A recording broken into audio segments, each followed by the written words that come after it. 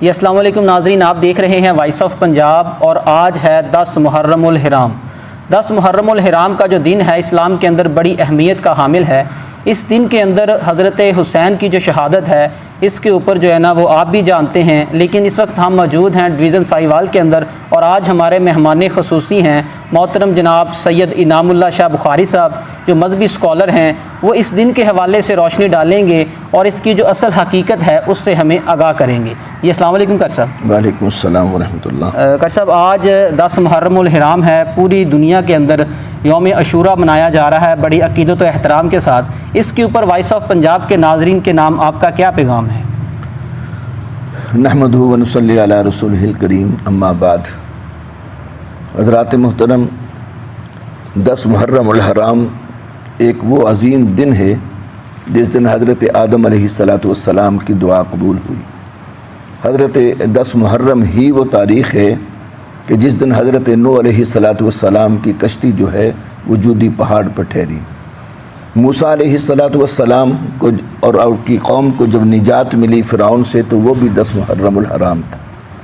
اسی طرح محرم الحرام آج سے نہیں، اسلام سے پہلے نبی علیہ السلام کے سے پہلے بھی 10 محرم کی عظمت اور فضیلت کو مانا جاتا ہے۔ محرم الحرام کی عظمت اور فضیلت جہالت کے زمانے کے اندر بھی مانا جاتا تھا۔ بعض لوگوں کی یہ سوچ بن گئی کہ 10 محرم الحرام کو فضیلت ملی ہے تو حضرت حسین کی شہادت کی وجہ سے، لیکن حقیقت یہ ہے کہ حضرت حسین کی شہادت کی وجہ سے نہیں، بلکہ یہ میں کہوں گا کہ حضرت حسین کو 10 محرم جیسا عظیم دن جو ہے وہ شہادت کے لیے نصیب ہوا، یہ اور بڑا اعزاز ہے ان کی شہادت کا۔ دوسری بات یہ ہے کہ حضرت حسین رضی اللہ تعالیٰ کی شہادت، پہلی بات تو یہ سمجھ لینی چاہیے کہ شہادت افسوس کے ہے، یہ شہادت ایک اعزاز ہے۔ ہمیں قرآن نے بھی یہ کہا کہ شہادت ایک اعزاز کا نام ہے۔ قرآن صاف کہتا ہے کہ جو لوگ اللہ کی راہ میں شہید ہو گئے ان کو مردہ نہ سمجھو، وہ ان کو تم سمجھتے نہیں ہیں، بلکہ یہاں دوسرے مقام پر کہا بل احیاء عند ربہم یرزقون فرحین، کہ وہ اللہ کے ہاں زندہ بھی ہیں، رزق بھی کھاتے ہیں اور وہ خوش بھی ہیں۔ میں تو ایک جملہ کہا کرتا ہوں کہ قرآن نے شہداء کے بارے میں یہ جملہ کہا کہ وہ خوش ہیں، اور اگر وہ خوش ہیں تو ان کی خوشی کے دن ہم اگر افسوس منائیں تو یہ قرآن کے منافی ہے، یہ بہتر نہیں ہے۔ حضرت حسین رضی اللہ تعالیٰ کی شہادت جو ہے یہ بہت بڑا ایک اعزاز ہے۔ حضرت حسین رضی اللہ تعالیٰ شہادت وہ منصب ہے جس کو سرکار دو عالم صلی اللہ علیہ وسلم نے بھی تمنا کی ہے کہ اللہ مجھے زندگی دے دے، مجھے شہادت دے دے۔ اگر یہ بری چیز ہوتی نبی اپنی ذات کے لیے کبھی نہ مانگتے۔ اور اسی طرح حضرت عمر فاروق رضی اللہ تعالیٰ نے بھی اللہ کے دربار میں اللہم ارزقنی شہادتاً مانگی۔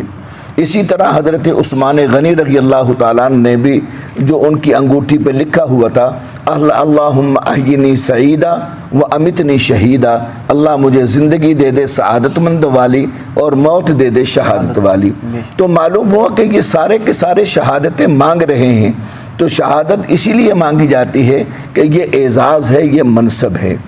دوسری بات یہ ہے کہ حضرت حسین رضی اللہ تعالیٰ کی شہادت جو ہے اس کا پس منظر کیا ہے، میں تو اس کی تفصیل میں جانے کا وقت نہیں ہے، صرف یہ بات ضرور کہنا چاہتا ہوں کہ حضرت حسین رضی اللہ تعالیٰ کی شہادت جو ہے یہ دنیا کے سامنے ایک سبق ہے کہ ظالم اور جابر کے سامنے اور جس کو حق نہ سمجھا جائے اس کے سامنے ڈٹ جانا یہ حسین کی صفت ہے، یہ احسان کا اعزاز ہے۔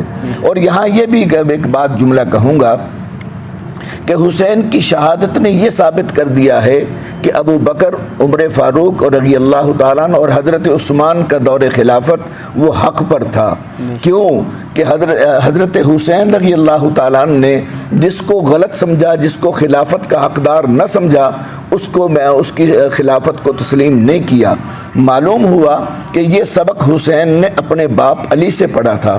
علی بھی اگر کسی کو غلط سمجھتے تو کبھی ان کے ساتھ بیعت نہ کرتے، ان کے ہمدردی نہ کرتے، ان کا ساتھ نہ دیتے۔ لیکن ہم تاریخ کے اندر پڑھتے ہیں کہ ابو بکر کا دور خلافت آیا تو حضرت علی رضی اللہ تعالیٰ عنہ چیف جسٹس کی حیثیت سے تھے۔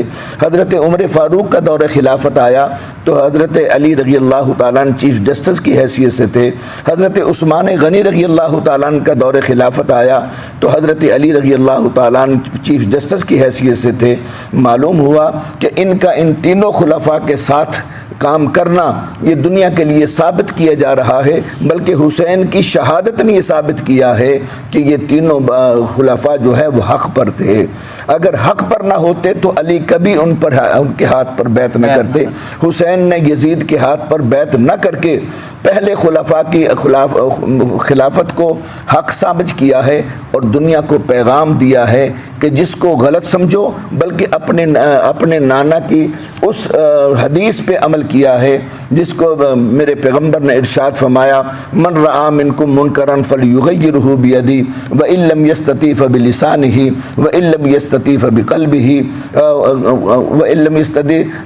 فبقلبہ وذلک اضعف الایمان۔ میرے پیغمبر نے ارشاد فرمایا جس کو برائی سمجھو اس کو اپنے ہاتھ سے روکو، اور اگر ہاتھ سے نہیں روک سکتے زبان سے روکو، اگر زبان سے نہیں روک سکتے تو دل میں نفرت کرو۔